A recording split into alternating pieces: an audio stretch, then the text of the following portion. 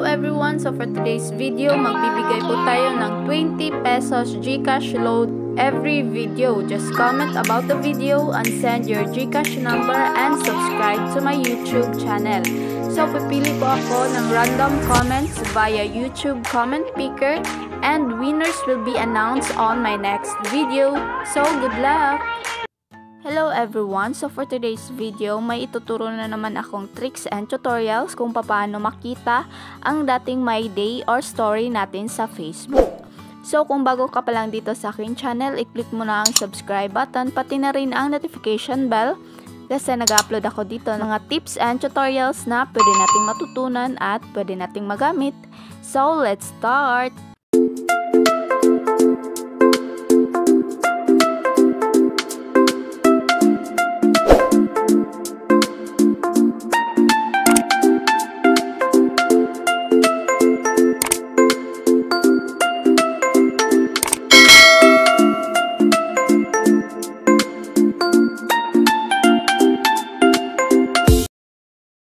Mag-login muna tayo. After that, pumunta tayo sa ating Facebook. Then dito sa ating profile picture, may makikita tayo ditong add story, promote, see dashboard, at itong 3 dots. So ang pipindutin lang po natin dito ay itong 3 dots. After mapindot, ay mapupunta tayo dito sa profile settings. So meron ditong nakalagay na edit, profile status, meta, archive, view as, activity log, manage post, preview post and tags, privacy settings, search, turn off, professional mode. So ang pipindutin lang po natin dito ay etong archive.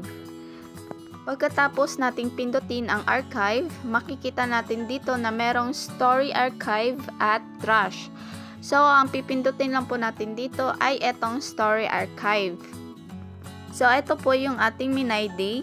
Nandito na po yung lahat ng ating Minay Day sa 2023. So, ito na po yung ating 2023 kung papaano mare-recover natin yung ating mga dating stories or my day sa ating Facebook. So, yung dati nating stories or my day last year 2022 mula noong April pababa ay hindi na natin iyon ma-recover.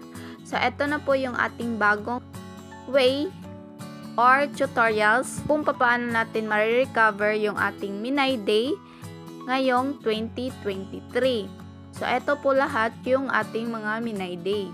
So, ito na po yung bagong meta or update ni Facebook. So, napakadaling hanapin lang po yung ating mga Minay Day or mga stories sa Facebook. Pumunta lang kayo sa inyong profile picture, then 3 dots. I-click mo lang yung 3 dots, click archive at your story. So, nandito na po lahat yung ating mga Minay stories na pinost natin sa Facebook. Nakalagay po dito yung date kung kailan po tayo nag-post sa ating My Day.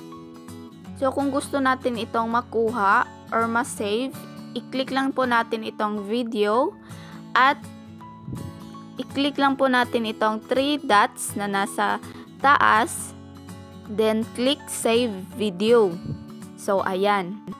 So, maghahanap lang po tayo ng iba pang video or story na pwede nating i-save. So, uulitin ko, click lang po natin itong video at i-click lang po natin itong 3 dots na nasa taas, then click save video. So, ayan. So, ayan, pagkatapos nating ma-save, so halimbawa na-save na natin yung ating video, so katulad nito, pumunta lang po tayo sa ating files at hanapin natin yung ating video. So, ayan, nandito na po yung ating sinave na video.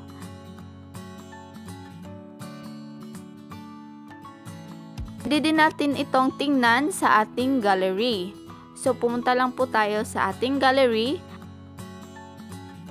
At eto na po yung ating sinave na story sa ating Facebook.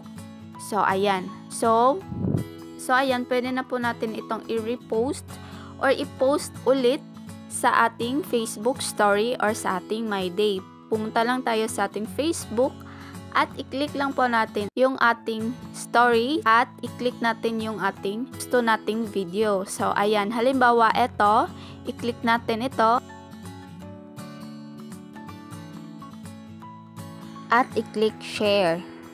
Hintayin lang natin na ma-post. So, ayan. Nandito na po yung ating bagong My Day. So, ayan, na-post na po natin ulit yung ating dating My Day. Ganyan lang po kadali mag-post or makita natin yung ating dating My Day or story sa ating Facebook. So, dito na lang po nagtatapos yung ating video. Sana ay may natutunan kayo. So, kung nagustuhan nyo ang aking video, please don't forget to like, share, comment, and subscribe for more tips and tutorials. Thank you for watching. God bless and bye-bye!